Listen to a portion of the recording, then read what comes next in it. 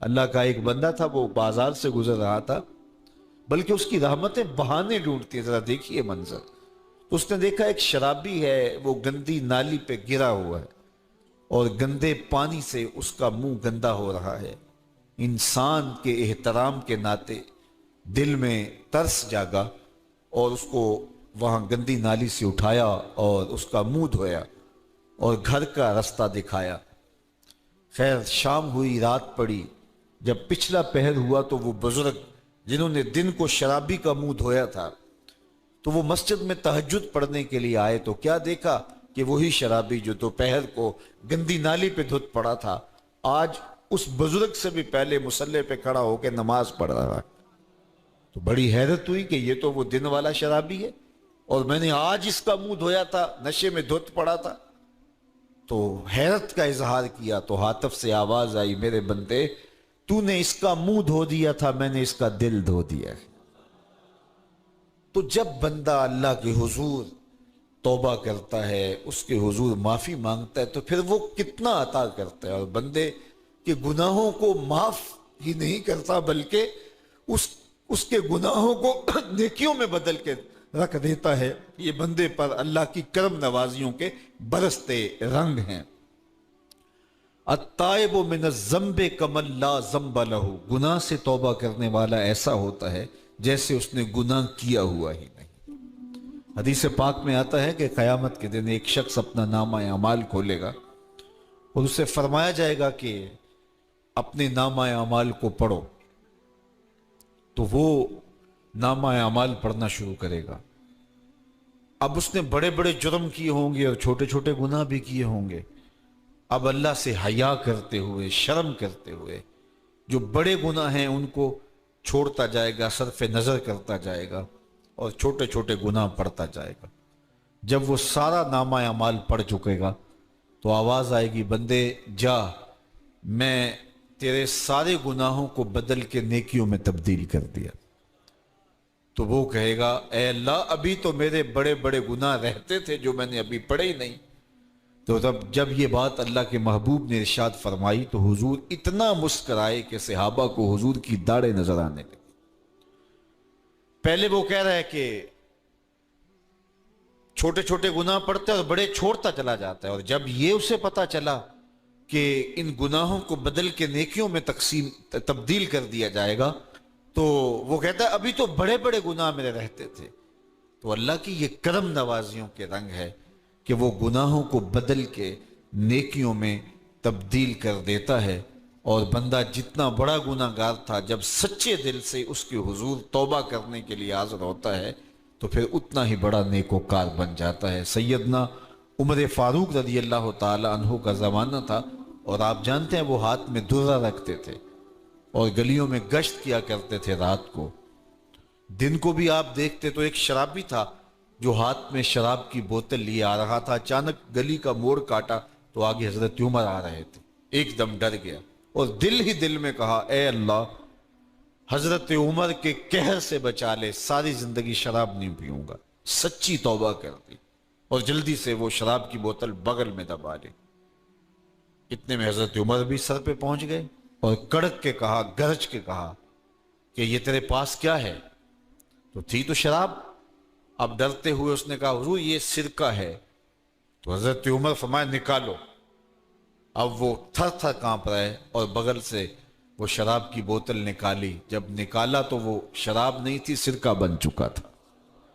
تو جو اللہ شراب کو سرکے میں بدل دینے پہ قادر ہے، وہ گناہوں کو نیکیوں میں بدل دیتا ہے۔ تو یہ ایک صورت دکھائی کہ دیکھو یہ شراب کو سرکے میں تبدیل کر دیا، تمہارے گناہ بھی نیکیوں میں تبدیل کر دیں گے۔ تم آؤ تو صحیح اس کی چوکھٹ پہ، تم ہاتھ تو پھیلاؤ۔ حضرت داتا گنج بخش علی حجویری علیہ رحمہ کشف المعجوب کے اندر لکھتے ہیں کہ جو فرمایا گیا کہ جس نے توبہ کی اللہ نے اس کی مغفرت کر دی، تو ایک بزرگ کا قول نقل کیا کہ جس کو اللہ نے بخشنا تھا اللہ نے اس کو توبہ کی توفیق دے دی۔ اس کو بلایا ہی اسے ہے جس نے مغفرت کرنی تھی۔ تو توبہ کی توفیق کا نصیب ہو جانا یہ اللہ کی خاص رحمتیں ہیں، اور توبہ کرنے والا اللہ کی خاص رحمتیں پاتا ہے۔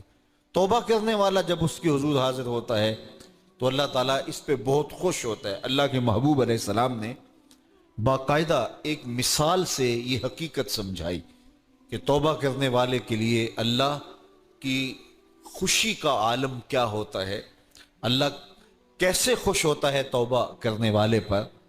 تو حضور نے ارشاد فرمایا ایک بندہ لمبا سفر کر کے اور صحرا کے اندر ایک لمبے سفر پہ تھا، تو راستے کے اندر اس نے چند لمحوں کے لیے سستانے کے لیے، دوپہر کاٹنے کے لیے ایک درخت کے ساتھ اپنا جانور باندھا اور خود سو گیا۔ اس کا خیال تھا چند لمحوں کے لیے آنکھوں کی نیند نکالوں گا اور آگے بڑھ جاؤں گا، اس لیے اس نے سامان بھی سواری اونٹ کے اوپر جو لدا ہوا سامان تھا، اس میں کھانا تھا، پینا تھا، دیگر ضروریات کی چیزیں تھیں، تو وہ بھی نہیں اتارا، کجاوے پر ہی پڑا رہا کہ چند لمحوں کے لیے میں نے کمر سیدھی کرنی اور آگے چلے جانا ہے۔ تو تھوڑی دیر کے بعد اس کی آنکھ کھلی تو کیا دیکھتا ہے کہ اونٹ ماں ساز و سامان کے غائب ہے۔ تو صحرا میں اونٹ کا گم جانا زندگی گم جانے کے مترادف ہے۔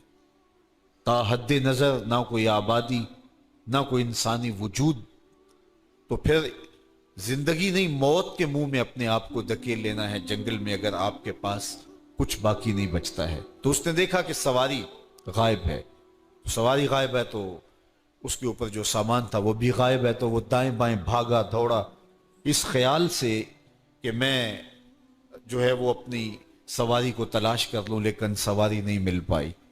تو پھر وہ دوبارہ آیا اور اسی جگہ بیٹھ گیا، اب موت کا انتظار کرنے لگا۔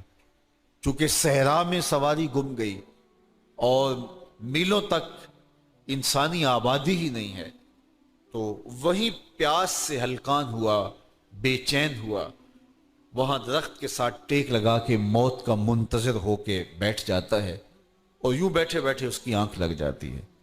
اچانک اس کی آنکھ کھلتی ہے تو کیا دیکھتا ہے کہ اونٹ ماں ساز و سامان کے پاس کھڑا ہے۔ تو اونٹ کا ملنا زندگی مل جانا تھا، تو وہ اتنا خوش ہوا، اتنا خوش ہوا کہ خوشی سے اس کی زبان بل کھا گئی۔ وہ کیا کسی نے کہا نا کہ جب بھی تیری قربت کے امکان نظر آئے ہم اتنے خوش ہوئے کہ پریشان نظر آئے۔ تو کہنا تو یہ تھا کہ اے اللہ تو میرا رب اور میں تیرا بندہ، لیکن وہ خوشیوں کے ہجوم میں درک گیا اور کیا کہتا ہے، اللہم انت عبدی وانا ربک، اے اللہ تو میرا رب، تو میرا بندہ اور میں تیرا رب۔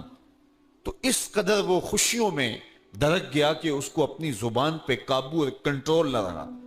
کسی کے آنے سے ایسے ہوش اڑے ساقی کے، شراب سیخ پہ ڈالی اور بوتل میں کباب۔ تو کہتا ہے اللہم انت عبدی وانا ربک، تو میرا بندہ اور میں تیرا رب۔ تو یہ اس کی زبان قابو میں نہ رہی اور وہ بل کھا گیا، خوشیوں کا ہجوم ایسا ہوا۔ تو اللہ کے محبوب نے یہ مثال بیان کرنے کے بعد ارشاد کیا، مجھے بتاؤ اس بندے کو کتنی خوشی ہوئی کہ زبان پہ قابو نہیں، جذبات پہ کنٹرول نہیں، کہنا کچھ ہے بول کچھ رہا ہے۔ تو صحابہ نے عرض کی حضور بہت خوشی ہے۔ تو فرمایا جس طرح یہ بندہ اونٹ کے ملنے پر واپس آنے پہ خوش ہوا، حتیٰ کہ خوشیوں کے ہجوم میں اس کی زبان بھی قابو میں نہیں رہی، یہ بتا رہا ہے خوشیوں کے وفور کا عالم اور مسرتوں اور جو ہے وہ خوشیوں کی کثرت کا عالم بتا رہا ہے۔ تو فرمایا یہ بڑا خوش ہوا جب کوئی بندہ پلٹ کے مالک کی دہلیز پہ آتا ہے، اللہ اس سے بھی زیادہ خوش ہوتا ہے کہ میرا بندہ میری چوکھٹ پہ آ گیا۔ تو پھر اللہ یہ نہیں دیکھتا کہ اس کے گناہ کتنے ہیں، سمندر کی جھاگ کے برابر بھی گناہ ہو تو معاف کر دیے جاتے ہیں، اس لیے کہ میرا بندہ پلٹ کے میری چوکھٹ پہ آیا ہے۔ تو توبہ اللہ کو محبوب ہے، اللہ کو مطلوب ہے، اللہ کو چاہیے کہ بندہ اس کے حضور آئے، اور پھر اللہ جل شانہ اس کی مغفرت و بخشش فرما دیتا ہے۔ یہ موسم نور کے موسم ہے، عام دنوں میں بھی توبہ کرو، دن میں کرو یا رات کو کرو، کسی بھی مقام پہ توبہ کرو، اللہ معاف کر دینے والا ہے۔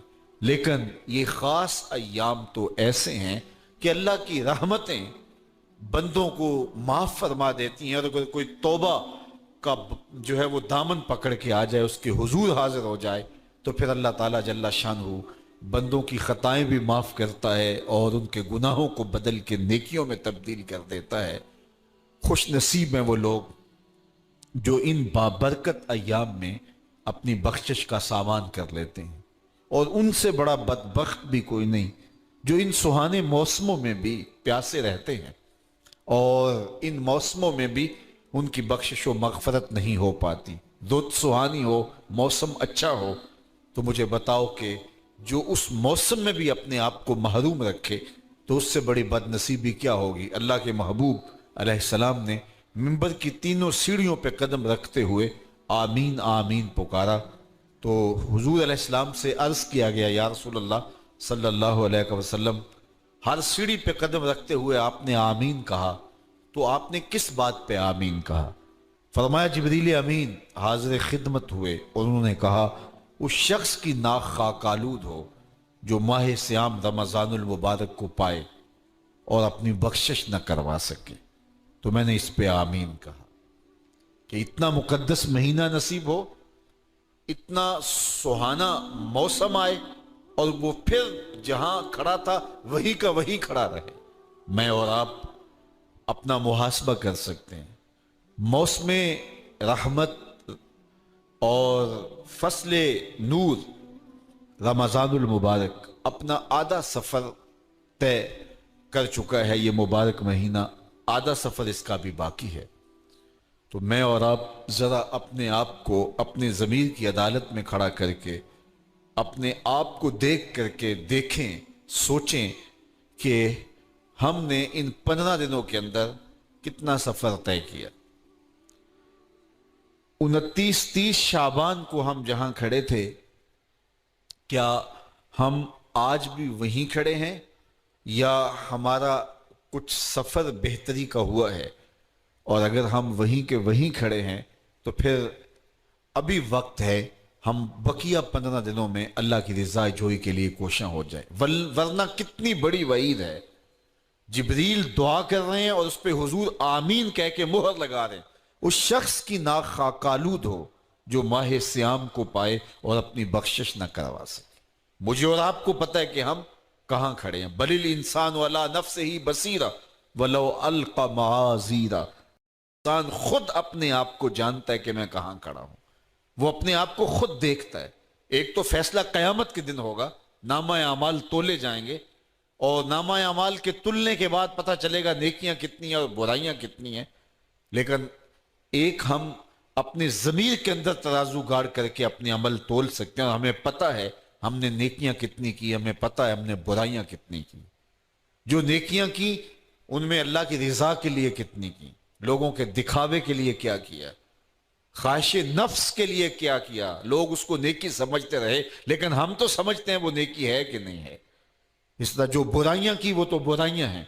تو میں اور آپ اپنے ضمیر کی عدالت میں ترازو گاڑ لیں اور اپنے اعمال کو ابھی تول لیں۔ فرمایا گیا حاسبو قبل ان تحاسبو، قبل اس سے کہ تمہارا حساب کیا جائے تم اپنا حساب پہلے ہی کر لو۔